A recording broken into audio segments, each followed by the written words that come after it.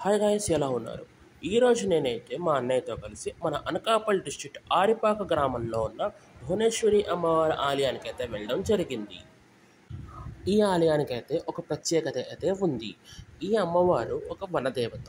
అయితే 41 రోజు పాటు యోగ నిద్రలో పడుకోబెట్టి 42వ రోజున నిద్రలేపుతారు. అందుకే ఈ రద్దీ.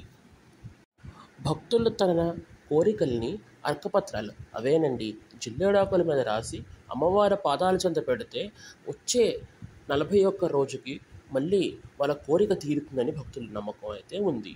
సో అందుకనే చుట్టుపక్కల గ్రామాల నుంచి భక్తులైతే వస్తున్నారు. మీరు డ్రోన్ షాట్ ద్వారా చూడొచ్చు. దాదాపు లైన్ అయితే 1 కిలోమీటర్ దాకా అయితే ఉంది. ఇంకా పైన ఉన్న ఆశ్చర్యపోవాల్సిన లేదు. ముందుగా వచ్చిన భక్తులు అమ్మవారి పుట్ట దగ్గర పూజ అయితే చేసి ఆ తర్వాత అమ్మవారి దర్శనానికి అభిషేకాలకై లైన్లో అయితే నించుంటారు. లైన్లో నించున్న తర్వాత అమ్మవారి కొండ వెనకాతల మీదని ఒక ఆలయం అయితే ఉంది. అక్కడ అసలైన మూల విరాట్ ఉందని ప్రజల నమ్మకం. అసలు ఆలయానికి మీదని చిన్న గొట్టం మీద పాక ఉంది కదా, అందులో దుర్గాదేవి అయితే ఉన్నారు.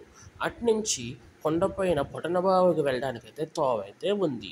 కొండ మీద లక్ష్మీ నరసింహస్వామి పాదాలతో ఏర్పడిన బావైతే ఉందని అంటారు. నిజంగానే కొండ మీద ట్రాక్ చేయడం అయితే కష్టం. సన్నటి రోప్ ద్వారా అయితే క్లైంబ్ అయితే చేయాలి.